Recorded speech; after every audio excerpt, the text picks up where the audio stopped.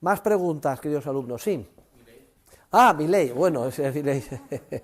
Bueno, hay que decir que yo tengo miles de discípulos, la inmensa mayoría de ellos nunca se ha dedicado a la política, y además yo desanimo a que se dediquen a la política, pero este se ha dedicado a la política y es el primero de mis discípulos que llega a la presidencia de un gobierno. Es interesante porque es una persona formada, en contra del estereotipo o la caricatura que en los medios de comunicación se quiere hacer de él. Él es catedrático de teoría económica, o mejor dicho, como dicen allí, profesor titular, sabe perfectamente los argumentos, cosa que no sucede normalmente con los políticos, que son unos ignorantamus en materia de ciencia social, tanto los que se opusieron a él como los que hay aquí, o sea, que ni el presidente, bueno, el presidente del gobierno sí que es economista y doctor, pero es un caso muy especial, le vamos a dejar al margen.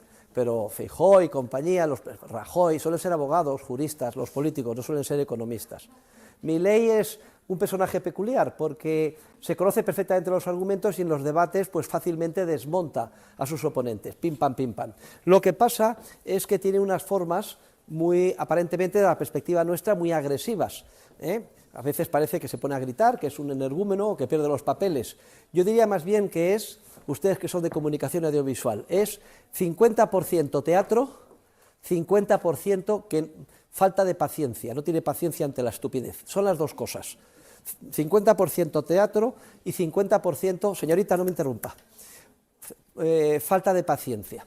Y luego, después de desmontar en el debate a cualquiera, pues termina diciéndole ahí, y sabe que le digo además de todo, que es usted un zurdo de mierda.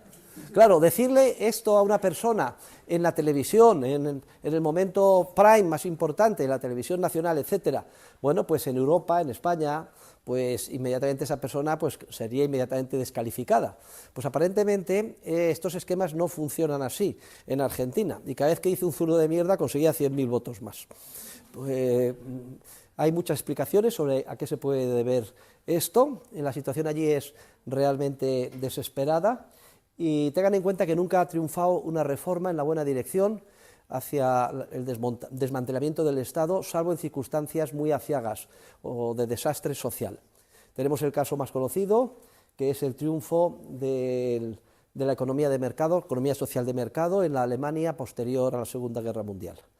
Alemania absolutamente destruida por los bombardeos, en una situación de agobio, todas las ciudades convertidas en escombros, tiraron millones de toneladas de bombas los aliados sobre Alemania, y había una escasez generalizada de todos los bienes de primera necesidad, pan, mantequilla, patatas y hambre física.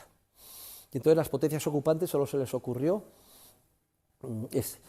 asesorados por sus expertos ingenieros sociales, establecer precios máximos y cartillas de racionamiento.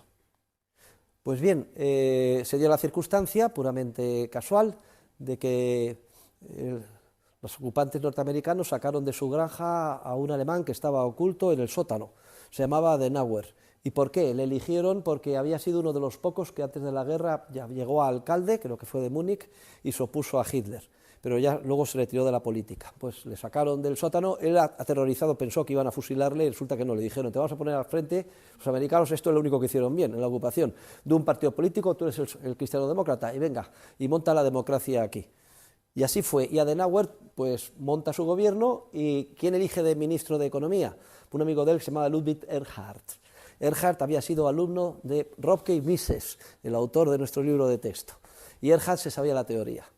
Entonces, un fin de semana le convence a Adenauer y le dice que todo lo que se están haciendo las potencias ocupantes es una locura y que hay que hacer una reforma radical, un golpe de timón, terapia de shock absoluta. Y promulgan un decreto que sale publicado a las 8 de la mañana del lunes siguiente, que dice, artículo único, quedan eliminados en la República Federal de Alemania todos los precios máximos, mínimos, toda la intervención y todas las cartillas de racionamiento. Artículo primero y único. Cuando los generales de las potencias ocupantes reciben el artículo, la anécdota es que al general norteamericano, vamos, se le cayó el café, vomitó, inmediatamente apretó un botón, reunió a los otros, que vengan aquí Adenauer y Erhard. Les llaman a capítulo y les dicen, están ustedes absolutamente locos, no tenían autoridad para hacer esto. vamos a cesarles. Solo hay una posibilidad de que se salven, que mañana hagan otro decreto anulando el que acaban de publicar hoy. Dice Erhard en sus memorias que estaba el pobre recibiendo toda la regañina con los dedos cruzados y diciéndose para sí dentro: Virgencita, que la teoría económica funcione. Virgencita, que la teoría económica funcione. Virgencita, que la teoría económica funcione. ¿Y sabe qué pasó ese lunes? Cuando los alemanes, con su país destruido, leyeron el decreto, que se había liberalizado todo de golpe. Todo de golpe. De debajo de las piedras y de los escombros de todas las ciudades alemanas se montaron innumerables mercados espontáneos llenos a rebosar de patatas, cebollas, leche, pan. Y fue tan obvio que se lo tuvieron que envainar las potencias ocupantes, y ahí fue el comienzo del llamado milagro económico alemán. En alemán, Wirtschaft, economía, Wunder, milagro. ¿Cómo se pudo tomar una medida de liberalización tan radical? Porque estaba el país hundido en una situación de una tragedia tremenda. Margaret Thatcher, otro caso. Inglaterra hundida. De ser la cabeza de un imperio empieza a ser víctima del intervencionismo y del socialismo, protagonizado por ambos partidos, no solo el Partido Laborista, sino también el Partido Conservador. Recuerdo Edward Heath, ustedes no habían nacido, absolutamente socialista, aunque era del Partido Conservador. Iba perdiendo puntos y puestos hasta que la renta per cápita de Inglaterra cae por debajo de la de Italia. Fíjense ustedes la situación como estaba, un país totalmente destruido, en manos de los sindicatos, que ponían y deshacían a su antojo gobiernos. Era una situación tan trágica que solo en ese contexto se entiende que saliera adelante Margaret Thatcher, ganara las elecciones y también hizo una reforma radical. Acabó de una tacada con todos los privilegios de los sindicatos y liberalizó todos los mercados. Era muy lista, previamente había acumulado carbón a tutiplén para poder pasar el invierno y evitar el chantaje de que los sindicatos dejaran sin calefacción a toda la población. Y ahí viene el triunfo de la revolución liberal, conservadora, de Thatcher en Inglaterra y de Ronald Reagan en Estados Unidos. Y antes de las elecciones yo me preguntaba, ¿será la situación tan catastrófica en Argentina como para que se pueda producir un vuelco en las elecciones? Y parece ser que sí. La situación es tremenda, 150% de inflación, 50% de pobreza, la gente buscando los cubos de basura, etcétera. Todo fruto del socialismo, porque allí se ha intentado todas las medidas de redistribución, intervención, etcétera. Tremendo. Pues parece ser que sí. Ahora se la juega Milei en esta oportunidad, porque una de dos, o toma inmediatamente vía decreto todas las medidas de golpe en plan terapia de shock al día siguiente o la semana siguiente, o si no está perdido. Le pasará como a Macri, su predecesor, será un fracaso y además ese fracaso se achacará a las ideas de la libertad. Luego estamos en un momento clave desde el punto de vista histórico. No obstante esto, tengo que decir que para gran regocijo mío, he seguido las elecciones y he seguido los comentarios de Televisión Nacional. Lo de Televisión Nacional ha sido vergonzoso, invitando a todos a enemigos de Macri, de Milei, contactando con el que ha escrito la biografía El Loco, todo el mundo interpretando que es un loco, un desquiciado, etcétera, pero mi regocijo era grandísimo, porque por primera vez he visto que de manera generalizada se ha empezado a hablar en las redes, en los medios, en la televisión nacional controlada por el gobierno, en la radio nacional, del anarcocapitalismo, que si el anarcocapitalismo para arriba, que si el anarcocapitalismo para abajo, y fíjense ustedes qué loco está que pretende acabar con el Estado, los subsidios, reducir los impuestos, dejar libertad a todo el mundo, estará loco. Decía Mises que lo importante es que hablen de uno, aunque sea mal. Y más de una persona que escuche se le queda en el subconsciente y dirá, pues a lo mejor no está tan loco. Esto de acabar con los subsidios, las ayudas, que nos conviertan a todos en dependientes, bajar los impuestos y dar una oportunidad a la libertad, a lo mejor no está tan mal. Y me encanta que empiece a sonar lo de anarcocapitalismo, porque el que ha introducido el término en España y en gran medida en el mundo es un servidor. Y que un presidente del gobierno se declara anarcocapitalista, pues ya me parece para el máximo honor. Han publicado en la prensa varios comentarios de mi relación con Milei, no sé si lo han visto, un artículo de la BBC, otro de la prensa, mírenlo, lo verán por ahí, y hacen referencia incluso a esta aula, es curioso. Bueno, esos son los comentarios que decía sobre Milei. ¿Alguien quiere añadir algo sobre Milei? ¿Quién se va a quedar con todo lo que va a privatizar? Eso no se sabe. Dicen que no hay dólares para dolarizar, es falso.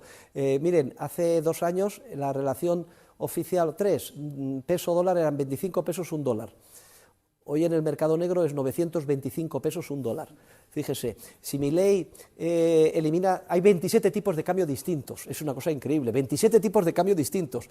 Luego todo según el amiguete que tengas, según el tipo de operación que vayas a hacer, te dan un tipo de cambio u otro. Hacen los funcionarios o burócratas con influencia política, hacen a uno millonario y a otro le destrozan la vida, según que le den el permiso para poder exportar o importar con un tipo de cambio o con otro. La primera norma que tiene que hacer es todos los tipos de cambio quedan unificados al tipo de mercado, que es el de mercado negro. Y yo les garantizo a ustedes, a 1.000 pesos dólar son tan infinitamente baratos los bienes y servicios argentinos que el mundo se vuelca en comprar en dólares toda Argentina. En pocas palabras, Argentina se inunda de dólares y la dolarización se hace factible.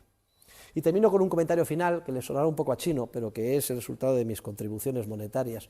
Es vital que con la dolarización se acompañe la exigencia del coeficiente de caja del 100% para los depósitos a la vista y equivalentes, porque si no, a la mínima de cambio, a la más mínima crisis de confianza, bien por razones internas o externas o ambas, si va la gente por sus dólares y no está allí, se producirá otro corralito, que ya tuvieron uno en la época de Cavallo, y fue tremendo el daño social, y eso desprestigiaría completamente a Milei y a sus huestes. Es inseparable de la dolarización el objetivo del coeficiente de caja del 100%, que por cierto, yo siempre he defendido, desde hace 30 años, que es la reforma imprescindible que requiere el sistema financiero moderno para ser compatible con una economía de mercado de verdad y con el sistema capitalista. Sobre esto hablaremos un poquito más después del puente de la Constitución, cuando hablemos sobre el dinero. ¿Algún comentario más sobre Milei? Sigamos de cerca a ver qué pasa. Otra cuestión, no se dejen ustedes engañar pensando que Milei es un ultraderechista o que es compañero de viaje de Donald Trump o de Bolsonaro, etcétera. No tiene nada que ver. Hoy hay un artículo en el Wall Street Journal explicándolo. Donald Trump es un intervencionista tremendo, es partidario de subir los aranceles, es enemigo del comercio libre, quiere proteger la industria norteamericana estableciendo muros a la libre importación de bienes y servicios. Es justo lo contrario de lo que defiende Milei, que no es un ultraderechista, es un ultraliberal. Él en el discurso no se atrevió a decir soy anarcocapitalista, dijo yo soy liberal libertario. Donald Trump quiere manipular el dinero, que se bajen los tipos de interés y que se haga inflación, cuando Milei quiere hacer justo lo contrario, volver a una moneda fuerte y acabar con el Banco Central. No tiene absolutamente nada que ver. Milei es un verdadero liberal, mientras que Donald Trump y los otros compañeros de viaje son populistas de derecha que defienden el socialismo de derechas, el intervencionismo del Estado en la economía, no la libertad. Y viva la libertad, carajo, que es el lema de la campaña. Es que siempre termina, y viva la libertad, carajo, el lema de la campaña. Hay una cosa curiosa y es que en la primera ronda sacó el 30% de los votos. Ese 30% era toda la juventud argentina. Es decir, arrasa con los jóvenes, Milei. Con los jóvenes de 30 años para abajo el 100% les vota, pero no importa, de clase alta, media y sobre todo de la clase baja. Es un fenómeno social interesante, porque la gente joven no está corrompida. La gente joven quiere tener un futuro en la vida. La gente joven aprecia la libertad. Todavía no ha sido víctima de lo políticamente correcto, ni ha sido víctima de los subsidios, ni de la dependencia del papá-Estado.